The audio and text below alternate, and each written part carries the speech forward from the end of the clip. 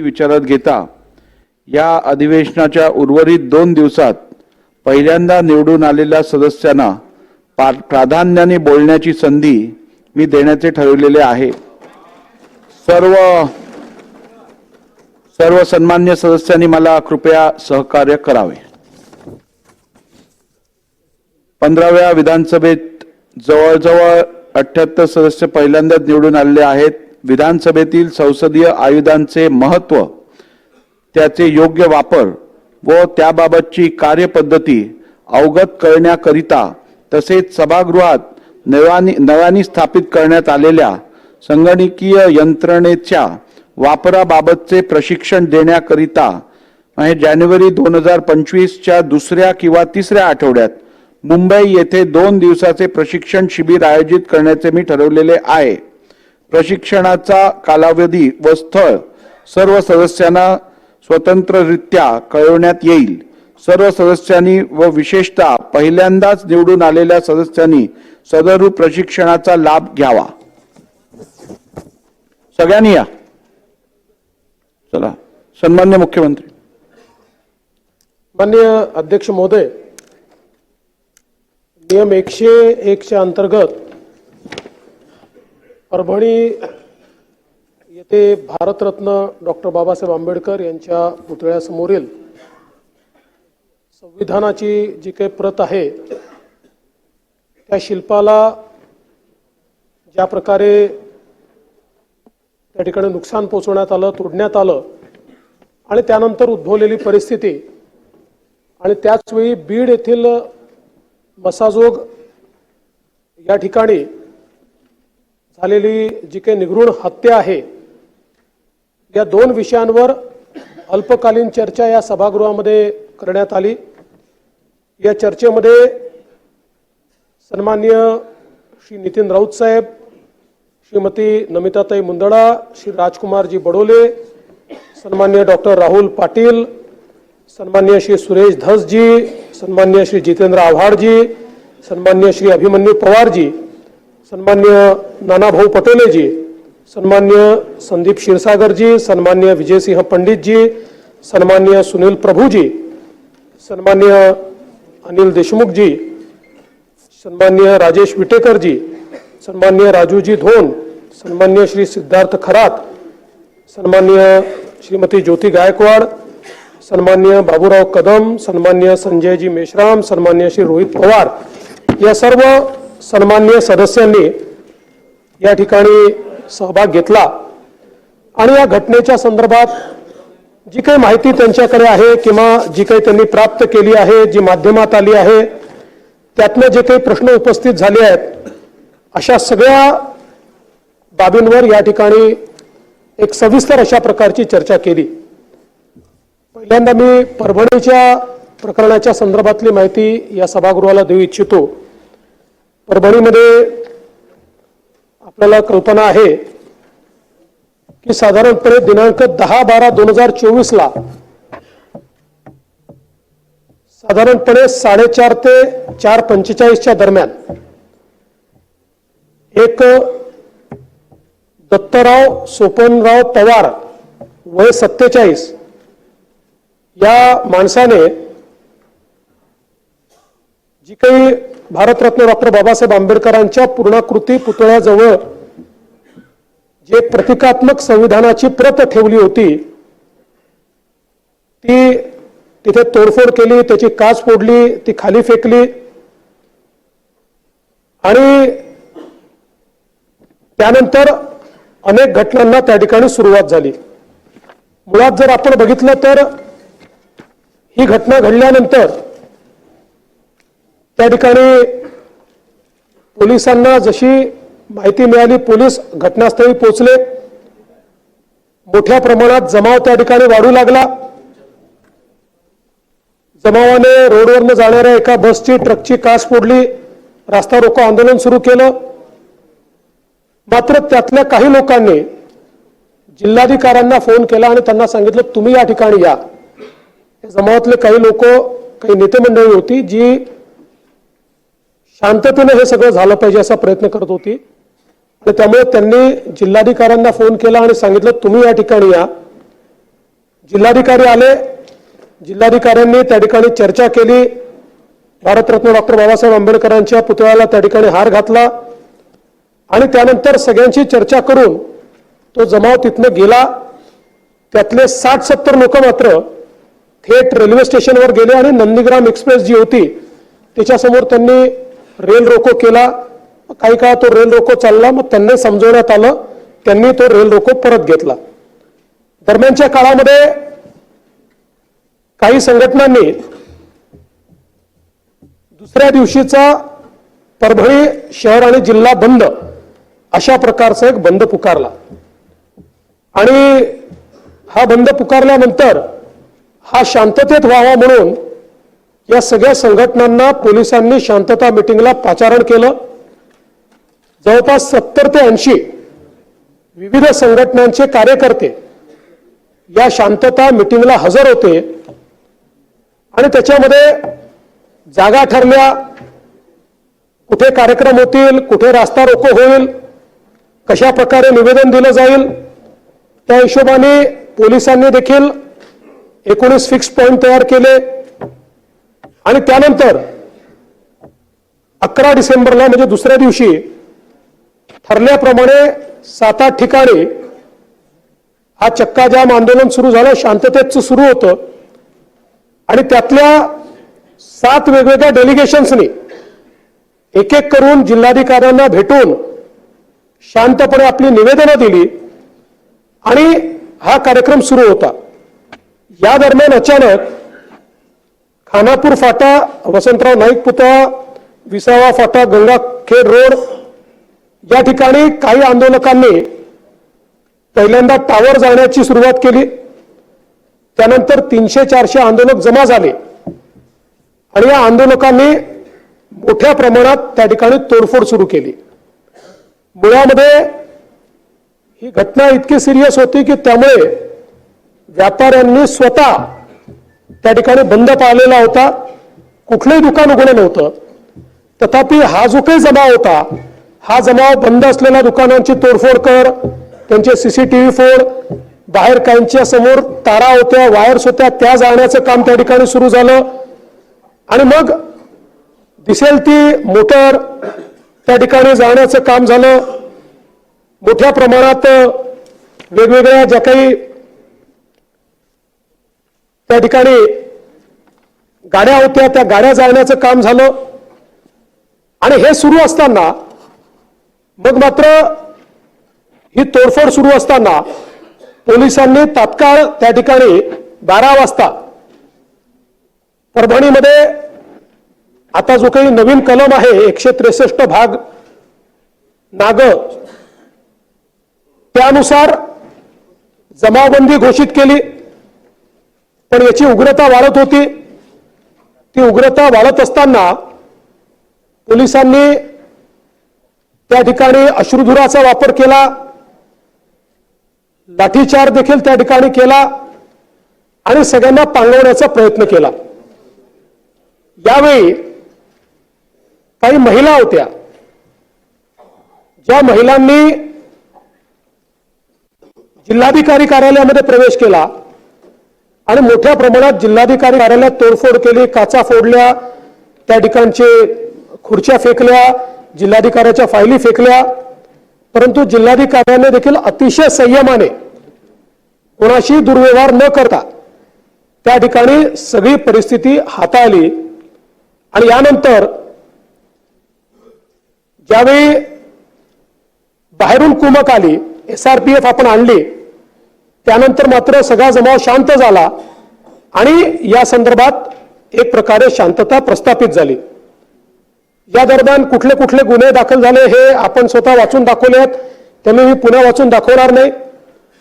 पण एकूण जे काही दगडफेक करणारे, जाळपोळ करणारे आहेत, यातल्या 51 लोकांना त्या ठिकाणी पोलिसांनी ताब्यात घेतलं.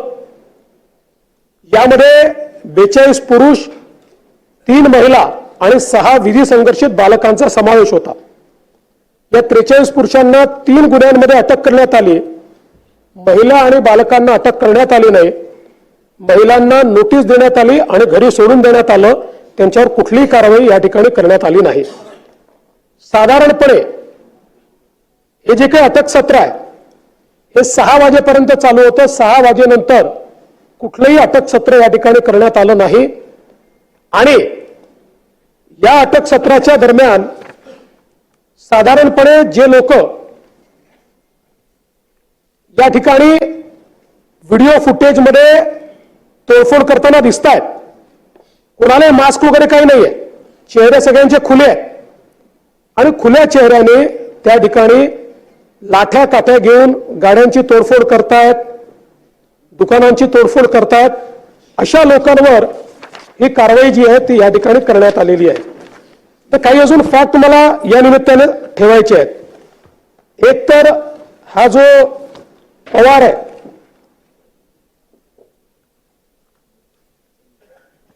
जो काही आरोपी आहे, हा आरोपी मनोरुग्ण आहे. 2012 पासून त्याच्यावर ट्रीटमेंट चाललेली आहे आणि त्या दिवशी खरं म्हणजे त्याचा रिपोर्ट माझ्याकडे आहे. हा खरंच मनोरुग्ण आहे की नाही याच्याकरता 4 डॉक्टरची समिती तयार करण्यात आली होती आणि या 4 डॉक्टरच्या समितीमध्ये हे सगळे सायकियाट्री विभागाचे 4ही डॉक्टर आहेत. एक त्यातले हेड ऑफ द डिपार्टमेंट आहेत. त्यांनी जो काही याच्या संदर्भातले याचे कागदपत्र आणि याची टेस्ट घेऊन जो रिपोर्ट दिला आहे त्यात त्यांनी रिपोर्ट दिलेला आहे की as per serial mental status examination observation and available previous treatment record it can be referred that he has a mental illness, psychotic illness vis-a-vis mood disorder, is on treatment for the same. He has understood the meaning of the wrongful act and he has realized the consequences of the wrongful act. He needs to take regular treatment of psychiatrist.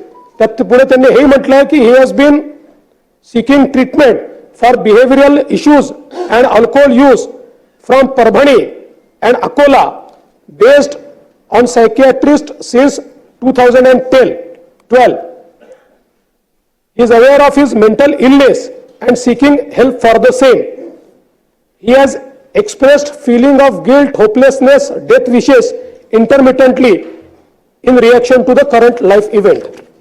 त्यामुळे मुळातच पहिल्यांदा तर मी या ठिकाणी सांगू इच्छितो की ही जी काही एक कॉन्स्पिरसी थिअरी तयार करण्यात येते की सकल हिंदू समाजाचा मोर्चा झाला आणि मग त्या मोर्चात काहीतरी संविधानाच्या विरुद्ध बोललं गेलं आणि मग त्याच्यातनं अशा प्रकारची घटना झाली, म्हणून ते देखील या ठिकाणी स्पष्ट झालं पाहिजे.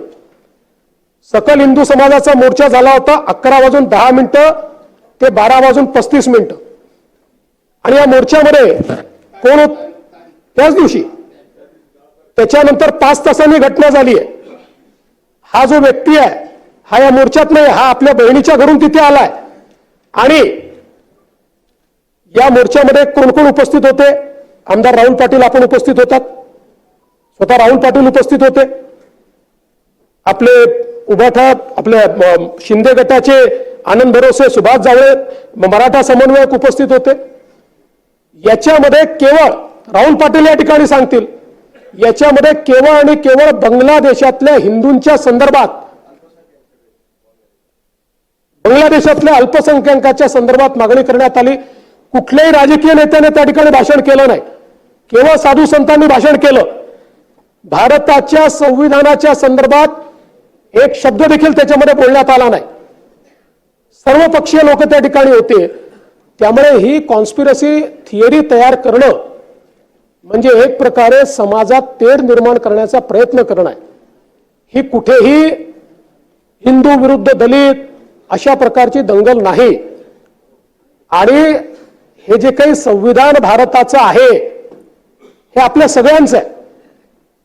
त्यामुळे संविधानाचा अपमान करणारा कुठल्या जातीचा, धर्माचा, पंथाचा असेल त्याच्या जाती धर्म पंथाकडे न पाहता त्याच्यावर जी काही कडक कारवाई करता येईल ती कारवाई केली पाहिजे, हे अत्यंत महत्वाचं आहे.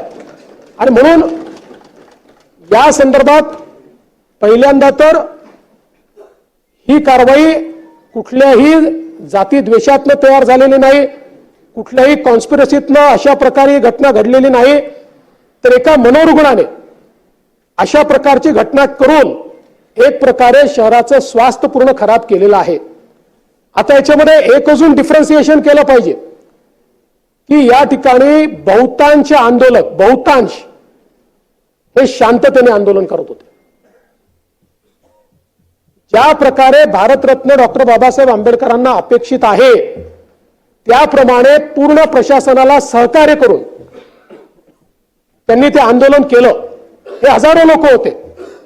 200-300 लोक केवळ असे होते की ज्यांनी या आंदोलनाला पूर्णपणे गालबोट लावलं आणि समोरून कुठलाही फोर्स नाहीये, परंतु कुठल्या तरी उद्वेगानं त्या ठिकाणी मोठ्या प्रमाणात तोडफोड झाली आणि म्हणून ही जी कारवाई आहे आता ती अधिकची झाली आहे का याच्यावरून येणार आहे. तर एक गोष्ट या सभागृहाने देखील लक्षात घेतली पाहिजे की जर बहुतांश लोक शांततेनं त्या ठिकाणी आंदोलन करत असतील तो राईटफुल अधिकार आहे. अशा वेळी जर काही लोक तोडफोड करत असतील तर आपल्यालाही ठरवायचं आहे की अशा प्रकारचा लॉलेसनेस आपण मान्य केला पाहिजे का. एक कोणीतरी मनोरुग्ण अशा प्रकारची कारवाई करतो आणि त्याच्यानंतर आपण बघा लोकांचं नुकसान किती झालंय. या ठिकाणी सरकारी कार्यालयांचं नुकसान तर आहेच, पण सामान्य जे नागरिक आहेत यांच्या गाड्या तोडल्या, टू व्हीलर तोडल्या, दुकानं तोडली, त्याचं देखील प्राथमिक नुकसान 1,89,54,400 कोटी रुपयाचं आहे. या लोकांचा काही संबंध नाही आहे या घटनेशी, पण त्यांचं अशा प्रकारे नुकसान हे या ठिकाणी करण्यात आलेलं आहे. पण हे सगळं होत असताना एक विषय सातत्याने या ठिकाणी आला, कोम्बिंग ऑपरेशनच्या संदर्भात. खरं म्हणजे साधारण 4-4:30 वाजता मला सन्माननीय बाळासाहेब आंबेडकरांचा फोन आला आणि बाळासाहेबांनी मला सांगितलं की मला माहिती मिळते की काहीतरी कोम्बिंग ऑपरेशन चाललंय. मी तात्काळ पोलिसांशी बोललो, त्यांना म्हटलं कशाचं कोम्बिंग ऑपरेशन करताय. म्हणाले आम्ही कोम्बिंग ऑपरेशन करत नाही, जे अपरंटली दिसतात व्हिडिओ त्यांना आम्ही पकडतोय. मी त्यांना म्हटलं त्याचाही संदेश चांगला जात नाही. त्यानंतर आयजींचं, माझं आणि बाळासाहेब आंबेडकरांचं एकत्रित बोलणं झालं आणि 6 वाजेनंतर कुठल्याही वस्तीमध्ये कोणीही गेलेलं नाही. 6 वाजेनंतर कोणाला अटक देखील केलेली नाही. त्याच्यामुळे अशा प्रकारचं कोम्बिंग ऑपरेशन करण्यात आलंय हे काही योग्य नाही किंवा हे वस्तुस्थितीला धरून नाही. मात्र यामध्ये एक तक्रार ही आलेली आहे की पोलीस निरीक्षक अशोक घोरबांड यांनी वाजवीपेक्षा जास्त या ठिकाणी बळाचा वापर केला किंवा रॅशली बळाचा वापर केला. निश्चितपणे याची चौकशी केली जाईल आणि चौकशी होतपर्यंत अशोक घोरबांड यांना त्या ठिकाणी सस्पेंड केलं जाईल आणि त्यांना सस्पेंड करून याची चौकशी पूर्णपणे केली जाईल की त्यांनी वाजवीपेक्षा अधिक अशा प्रकारचा या ठिकाणी बळाचा वापर केला आहे का. दुसरा एक मुद्दा या ठिकाणी आला, वत्सलाबाई मानवते या महिलेला मारहाण करण्यात आली. मुळामध्ये ही जर घटना आपण बघितली तर या ज्या आमच्या भगिनी आहेत वत्सलाबाई या हायपर अग्रेसिव्ह होत्या आणि त्या अग्रेशन मध्ये त्यांनी आपल्या एका महिला कॉन्स्टेबलवर हल्ला केला. त्याचे सर्व साक्षी पुरावे आहेत आणि त्या महिला कॉन्स्टेबल ऍडमिट आहेत आणि त्याही मागासवर्गीय भटक्या विमुक्त आहेत. म्हणजे आपण पोलिसांची जात पाहत नाही. आणि त्याच्यानंतर तो हल्ला झाल्यानंतर शेवटी अशा प्रकारे जर कोणी मोठ्या प्रमाणात आक्रमक होत असेल तर पोलिसांना, महिला पोलीस होत्या, त्यांना जबरदस्ती उचलून गाडीत बसवून न्यावं लागलं. कारण पोलिसांवरच जर हल्ला झाला तर पोलिसांनी इतरांची सुरक्षा कशी करायची. आणि म्हणून या संदर्भात निश्चितपणे मला असं वाटतं की ही जी काही बाब आहे ती अत्यंत महत्वाची आहे। यासोबत जो काही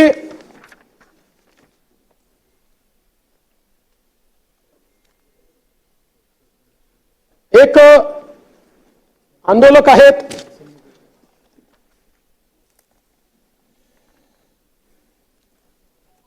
सोमनाथ व्यंकट सूर्यवंशी। हे सोमनाथ व्यंकट सूर्यवंशी जे आहेत हे लॉचं शिक्षण घेत होते। साधारण मूळ हे लातूर जिल्ह्यातले आहेत। त्या ठिकाणी त्यांचा परिवार आहे। पुण्यामध्ये आले आणि परभणीमध्ये शिक्षण घेतात। यांच्या सूर्यवंशींच्या संदर्भात वस्तुस्थिती अशी आहे की ज्यावेळी सगळी जाळपोळ चालू होती त्यावेळी जाळपोळीच्या व्हिडिओमध्ये जी मंडळी दिसतात त्यांना अटक करण्यात आली, त्याच सूर्यवंशींना अटक करण्यात आली होती। त्यानंतर 2 वेळा मॅजिस्ट्रेट पुढे त्यांना उभं करण्यात आलं।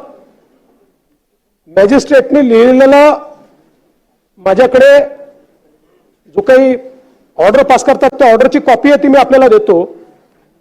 दोन्ही वेळा मॅजिस्ट्रेटने त्यांना क्लिअर कट विचारलेलं आहे की पोलिसांनी कुठला 3rd डिग्रीचा वापर केला आहे का, पोलिसांनी तुम्हाला मारहाण केली आहे का? त्यांनी सांगितलं कुठली मारहाण मला झालेली नाही। ते पूर्ण वेळ पोलीस कस्टडीत असतानाचे व्हिडिओ फुटेज उपलब्ध आहेत, अनएडिटेड 100%। त्या पूर्ण व्हिडिओ फुटेजमध्ये कुठेही त्यांना मारहाण केल्याचं दिसत नाही। आणि आपण पोस्टमॉर्टम रिपोर्टचं पहिलं पान सगळ्यांनी वाचलं, पण त्यासोबत त्यांची जी मेडिकल एक्झामिनेशन आहे त्या मेडिकल एक्झामिनेशन मध्ये लिहिलेलं आहे की त्यांना COPD म्हणजे श्वसनाचा दुर्धर आजार आहे आणि ब्रेथलेसनेस आहे असं त्यांच्या मेडिकल एक्झामिनेशन मध्ये लिहिलेलं आहे। दुसरं, त्यांच्या मेडिकल एक्झामिनेशन मध्ये त्यांच्या ज्या जुन्या जखमा आहेत त्याचा देखील उल्लेख आहे। त्यांचा इथला बोन तुटलेला होता, तो जुना होता, त्यांनी सांगितलं त्याचा देखील उल्लेख हा त्याच्यामध्ये आहे। पोलीस कस्टडीतनं ज्यावेळेस ते MCR मध्ये गेले त्यावेळेस MCR मध्ये जेलमध्ये असताना सकाळच्या वेळी त्यांना जळजळत आहे म्हणून त्यांचा जो एक कैदी होता त्याने तक्रार केली। ती तक्रार केल्यानंतर त्यांना हॉस्पिटलमध्ये नेलं आणि हॉस्पिटलमध्ये नेल्यानंतर त्यांना मृत घोषित केलं। या संपूर्ण प्रकरणामध्ये अनेक शंका या तयार झालेल्या आहेत। पहिल्यांदा तर जरी त्या सगळ्या प्रकरणातले ते आरोपी असले तरी देखील गरीब समाजाचे आहेत, वडार समाजाचे आहेत, मागासवर्गीय आहेत आणि म्हणून पैशाने काही कोणाचा जीव परत येत नाही। तथापि त्यांच्या कुटुंबाला 10 लाख रुपयाची मदत ही राज्य सरकारच्या वतीनं केली जाईल। आणि ज्या शंका उपस्थित झाल्या शेवटी शंका जर उपस्थित झाल्या असतील तर त्याचं निरसन झालं पाहिजे, केवळ एकतर्फी होऊन चालणार नाही। आणि म्हणून या सगळ्या प्रकरणाची न्यायालयीन चौकशी ही केली जाईल। आणि ही करत असताना नानाभाऊ आपल्यालाही सांगतो आणि नितीन राऊत साहेब आपल्यालाही सांगतो, 1998 नंतर माननीय उच्च न्यायालयाने निर्णय घेतला की न्यायालयीन चौकशी करता आम्ही सिटिंग जज देणार नाही। आपण त्यांना पत्र पाठवतो, ते रिटायर्ड जजची नावं पाठवतात, त्याच्यावरच आपण न्यायालयीन चौकशी करतो। तशा प्रकारे जे काही संशय याच्यात तयार झालेले आहेत त्या संशयाच्या संदर्भातली न्यायालयीन चौकशी ही निश्चितपणे केली जाईल। माझी या माध्यमातून सगळ्यांना अपील आहे की काही लोकांना असं वाटतं की या राज्यामध्ये कायदा सुव्यवस्था राहू नये। काही अशा शक्ती आहेत की ज्या जाती जातीमध्ये दंगे पसरवण्याचा प्रयत्न करतात, पण मुळामध्ये संविधान सगळ्यांचं आहे आणि त्यामुळे संविधानाच्या संदर्भातला झालेला अपमान हा प्रत्येक भारतीयाचा अपमान आहे। याला कुठल्या जाती धर्माशी जोडून आपण जर त्यात भेद निर्माण करू लागलो तर मला असं वाटतं की मग आपल्यापैकी कोणीही भारतरत्न डॉक्टर बाबासाहेब आंबेडकरांच्या नाव घेण्याची लायकी ठेवणार असणार नाही. आपल्याला या ठिकाणी हे लक्षात घेतलं पाहिजे आणि विशेषतः आमच्यासारख्या तुमच्यासारख्या सगळ्या राजकीय नेत्यांनी अशा प्रकरणांमध्ये संयमाने जेवढ्या लवकर तणाव कमी होऊ शकेल तो तणाव कमी करण्याचा प्रयत्न हा केला पाहिजे. एवढीच माझी या निमित्ताने अपील आहे. अध्यक्ष महोदय, यासोबत बीडमध्ये जे प्रकरण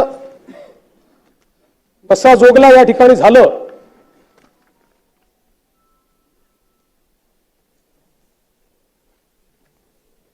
ते प्रकरण अत्यंत गंभीर आहे.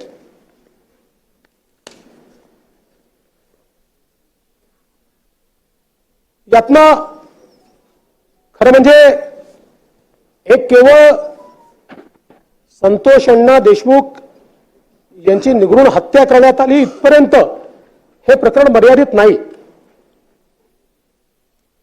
या प्रकरणाची पाळंमुळं खोदावी लागतील आणि त्यातनं बीड जिल्ह्यामध्ये ज्या प्रकारची लॉलेसनेसची परिस्थिती आपल्याला पाहायला मिळते आहे ती परिस्थिती आपल्याला संपवावी लागेल. आपण जर याची पार्श्वभूमी थोडी बघितली तर खऱ्या अर्थानं आवाडा एनर्जी यांनी एक फार मोठी गुंतवणूक त्या ठिकाणी सोलरमध्ये केलेली आहे. बीडमध्ये केली आहे. त्यांचं नाव आवाडा ग्रीन एनर्जी आहे. ते सोलर आणि पवन चक्कीचं काम करतात. ते पवन चक्कीमध्ये त्यांनी केलेली आहे आणि यातनं मोठ्या प्रमाणात त्या ठिकाणी कामं निघतात, लोकांना रोजगार मिळतो आहे. आणि म्हणून काही लोक ही कामं आम्हालाच द्या, आम्ही म्हणू त्या रेटनीच द्या आणि नसतील द्यायची तर आम्ही सांगू तेवढी आम्हाला खंडणी द्या, अशा प्रकारच्या मानसिकतेमध्ये त्या ठिकाणी वावरताना आपल्याला पाहायला मिळत आहे. आणि मग यातलाच एक प्रकार जो आहे, साधारणपणे 6/12/2024 रोजी 12-12:30च्या दरम्यान हे जे मसाजोग इथे आवाडा ग्रीन एनर्जीचं ऑफिस आहे त्या ठिकाणी अशोक नारायण घुले, सुदर्शन घुले, प्रतीक घुले असे सगळे जे काही आरोपी आहेत हे आरोपी त्या ठिकाणी गेले. पहिल्यांदा त्यांनी तिथला जो वॉचमन आहे अमरदीप भगवान सोनवणे याला शिवीगाळ आणि मारहाण केली. त्यानंतर तिथले senior manager, project manager Shivajirao Thopte हे त्या ठिकाणी आले. त्यांना देखील त्यांनी मारहाण केली आणि मारहाण चालू असताना साहजिक त्यांनी तिथले जे सरपंच आहेत संतोष अण्णा देशमुख यांना फोन केला की अशा प्रकारे हे येऊन मारहाण करतायत आणि हे गुन्हे जे आहेत हे बाजूच्या गावचे आहेत आणि त्यामुळे साहजिकच बाजूच्या गावचे लोक येऊन आमच्याकडे अशा प्रकारची मारहाण करतात. म्हणून ते त्या ठिकाणी आले आणि त्या ठिकाणी आल्यानंतर तिथे थोडी मारहाण झाली आणि अर्थातच देशमुखांसोबत देखील अनेक लोक आले होते. त्यांनी एक प्रकारे येऊन इथे जर दादागिरी करत असतील तर यांना धडा शिकवला पाहिजे या हिशोबाने त्यांना थोडा चोप दिला आणि त्याचा व्हिडिओ देखील मोठ्या प्रमाणात व्हायरल झाला की कशा प्रकारे हे घुले वगैरे दादागिरी करत होते आणि कशा प्रकारे त्यांना मार खावा लागला अशा प्रकारचा एक व्हिडिओ व्हायरल झाला. आणि त्यानंतर आपल्याला कल्पना आहे की साधारणपणे 9 तारखेला 9/12/2024 संतोषांना हे 4-चाकी वाहनातनं त्या ठिकाणी आपल्या गावी परत जात होते ते एकटेच होते, कोणीच नव्हतं सोबत. पेट्रोल पंपावर थांबले, तिथे त्यांचे आत्ते भाऊ आहेत, ते त्यांना दिसले. त्यांनी त्यांना बोलवलं की चल माझ्यासोबत. ते ड्रायव्हिंग सीटवर बसले, हे बाजूच्या जागेवर बसले आणि हे त्या ठिकाणून निघाले. ज्यावेळी ते निघाले त्यावेळी टोल नाक्याजवळ काळ्या रंगाची एक स्कॉर्पिओ आणि त्याच्या मागे एक अजून गाडी, अशा या गाड्या त्या ठिकाणी त्यांची वाट पाहत होत्या. यांची गाडी टोलवरनं थोडी वेगाने निघाली, मग त्यांनी त्यांना इंटरसेप्ट केलं. इंटरसेप्ट केल्यानंतर पहिल्यांदा ड्रायव्हर साईडची काच फोडली. त्यांना असं वाटलं की संतोषांना या बाजूलाच बसले आहेत, पण त्यांच्या लक्षात आलं की तिकडे दुसरं कोणी बसलाय. पुन्हा दुसऱ्या बाजूला गेले, त्या ठिकाणी ती काच फोडली, त्यांना बाहेर काढलं आणि बाहेर काढल्यानंतर त्यांना या स्कॉर्पिओ गाडीमध्ये टाकलं आणि बराच वेळ पहिल्यांदा त्या गाडीमध्येच त्यांना मारहाण करत होते. अशा प्रकारचं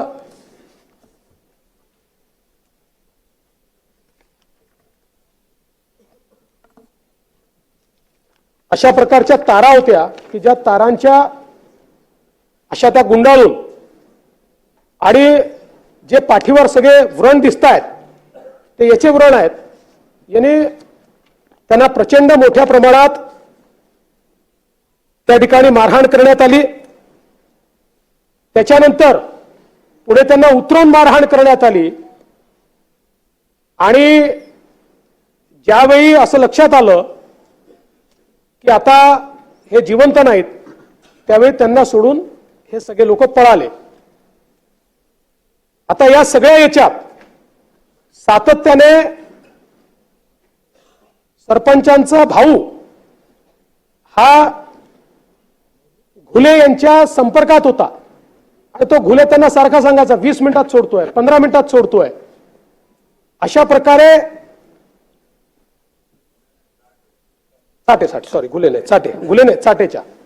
चाटेंच्या आजो माणिक जयराम माणिक चाटे, विष्णू महादेव चाटे 45 वर्षीय विष्णू महादेव चाटेच्या संपर्कात होता. तो सारखा सांगायचा सोडतोय, पण त्यांनी त्यांना काही सोडलं नाही. प्रचंड मारहाण त्यांना त्या ठिकाणी करण्यात आली आणि त्या मारहाणीमध्ये त्यांचा मृत्यू त्या ठिकाणी झाला. अतिशय दुर्दैवी अशा प्रकारचा मृत्यू आहे. यात एकच फक्त सुरेश अण्णांनी या ठिकाणी जो मुद्दा मांडला, कारण काही गोष्टी या रेकॉर्डवर ठीक असल्या पाहिजे म्हणून सांगतो की हा जो काही मुद्दा समोर आलेला आहे की त्यांचे डोळे वगैरे जाळण्यात आले, ही वस्तुस्थिती नाही आहे. त्यांच्या डोळ्यावर मारण्यात आलेला आहे, पण डोळे जाळण्यात आलेले नाही आहेत. पण जो काही त्यांची हत्या झालेली आहे, अतिशय निगृढ अशा प्रकारची ही हत्या झालेली आहे. आणि याच वेळी खरं म्हणजे काही प्रश्न उपस्थित झाले की ही 6 तारखेची घटना झाली, या 6 तारखेच्या घटनेवर एट्रॉसिटी हा उशिरा का दाखल करण्यात आला. त्याचं प्रामुख्याने कारण असं होतं की 6 तारखेच्या घटनेची जी फिर्याद आहे, ही फिर्याद प्रोजेक्ट इंजिनियर शिवाजी थोपटेंनी दिली होती आणि त्यावेळी त्यांनी स्वतःला मारहाण कशी झाली या संदर्भातली फिर्याद दिल्यामुळे तिथे अट्रॉसिटी अट्रॅक्ट झाला नाही. 4 दिवसांनी ज्यावेळेस त्यांनी ऍडिशनल फिर्याद अमरदीप सोनवणेची दिली, अमरदीप सोनवणे हे मागासवर्गीय असल्यामुळे त्या फिर्यादीवर अट्रॉसिटी त्या ठिकाणी लागू करण्यात आली. याच दरम्यान एक अजून वस्तुस्थिती आपल्या लक्षात आली आहे, ती म्हणजे 29/11/2024 रोजी ही एक केस पोलीस ठाण्यात फिर्याद आहे की ज्या फिर्यादीमध्ये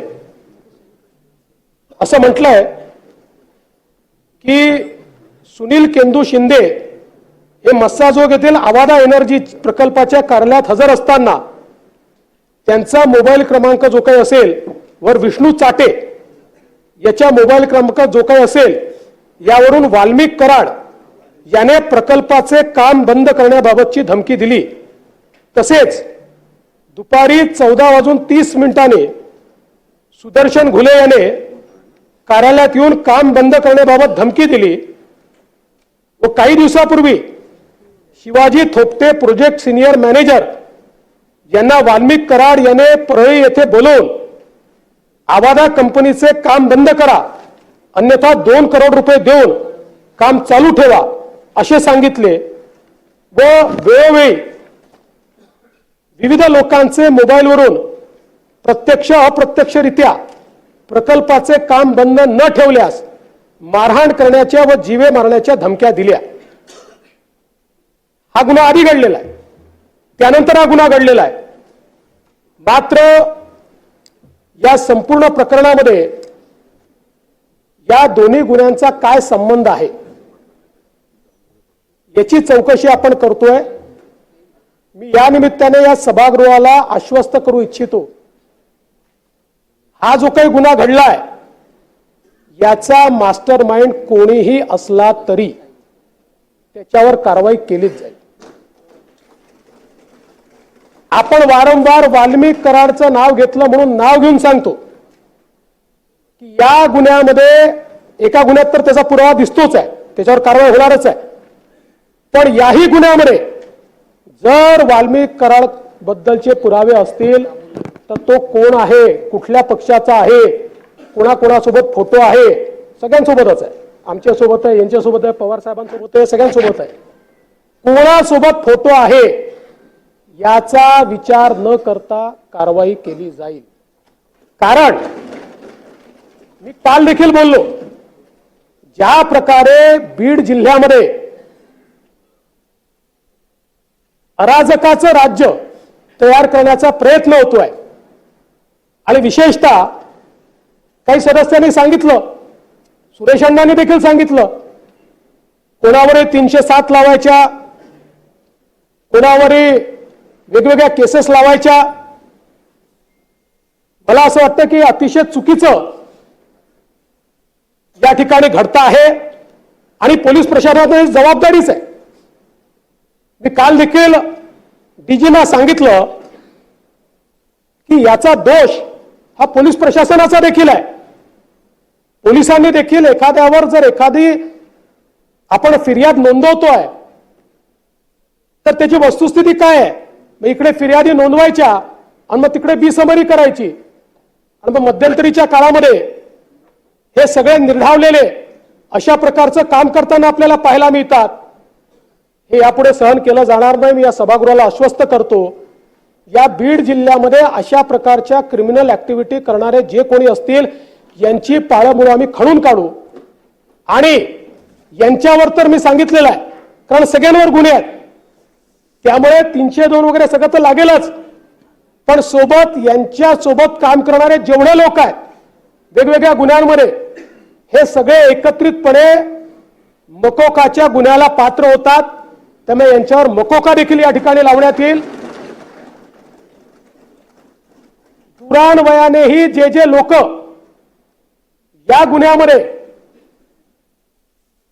प्रत्यक्षपणे किंवा या गुन्ह्याला एड करतायत अशा प्रकारचं निष्पन्न झालं, त्यांनाही संघटित गुन्हेगारीचा भाग समजून त्यांनाही मोकामध्ये टाकण्यात येईल आणि बीड जिल्ह्यामध्ये वाळू माफिया, बीड जिल्ह्यामध्ये या ठिकाणी वेगवेगळ्या उद्योगांना त्रास देणारे अशा प्रकारचे जे लोक आहेत, भूमाफिया पण असतील, एक मोहीम हातामध्ये घेऊन या सर्व लोकांवर संघटित गुन्हेगारीच्या अंतर्गत त्या ठिकाणी कारवाई करण्यात येईल आणि हे जे सगळं प्रकरण आहे या प्रकरणामध्ये 2 प्रकारची चौकशी आम्ही करणार आहोत।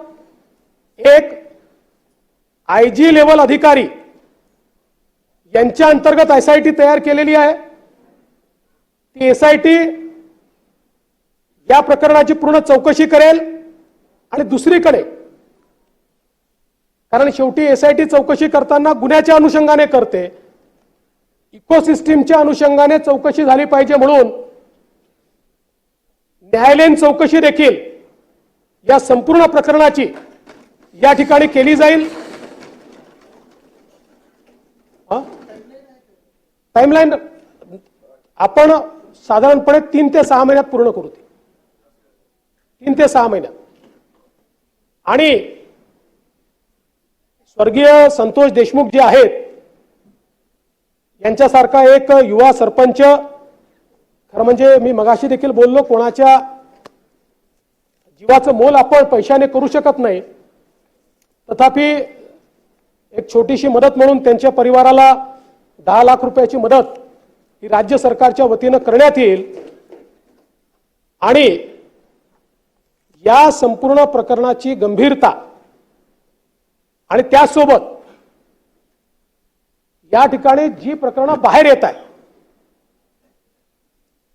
या सगळ्या प्रकरणांमध्ये कुठेतरी पोलीस प्रशासनाची कुचराई दिसत असल्यामुळे बीडच्या एसपींना ट्रान्सफर करण्याचा निर्णय हा या ठिकाणी मी घेतलेला आहे.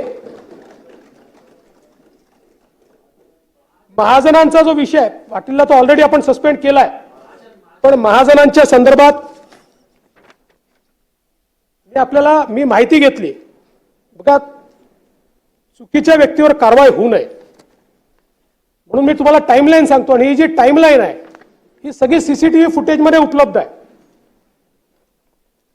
15:24 किडनॅपिंग झालं.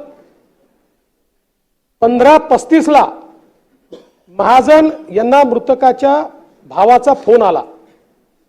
15:43 सुदर्शन घुलेचं लोकेशन हे त्यांनी चिचोली माळी शिवारात असल्याचं महाजनांनी असर्टन केलं. 15:52 शासकीय आपलं वाहन त्या ठिकाणून रवाना झालेलं आहे. आणि त्या भागामध्ये, पूर्ण भागामध्ये स्वतः महाजन आपली टीम घेऊन फिरताना दिसत आहेत. 16:26 त्या ठिकाणी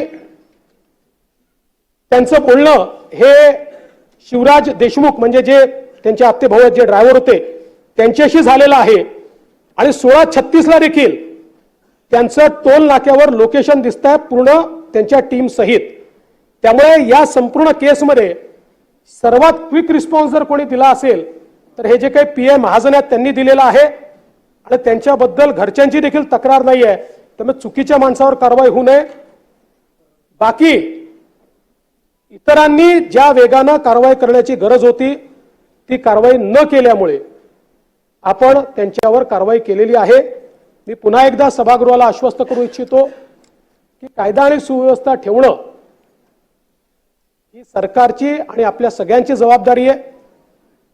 कुठल्याही प्रकारे जातीय तणाव निर्माण होऊ नये, कुठल्याही प्रकारे या ठिकाणी कोणी कोणाला लुटताय, ओरबाडताय, खंडणी वसूल करताय, अशा प्रकारचे प्रकार घडू नयेत. या दृष्टीनं पुढच्या काळामध्ये देखील पोलीस विभागाला तत्परतेनं कारवाई करण्याकरता या ठिकाणी सांगितलं जाईल.